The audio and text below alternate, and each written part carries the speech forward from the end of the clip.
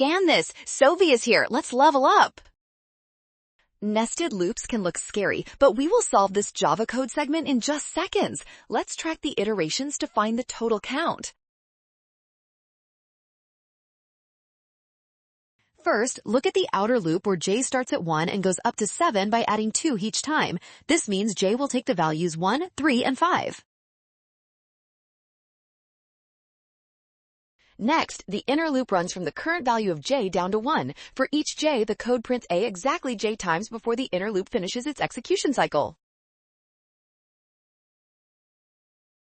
Finally, add the iterations. 1 plus 3 plus 5 equals 9. Option B is the winner. You nailed this tricky coding problem.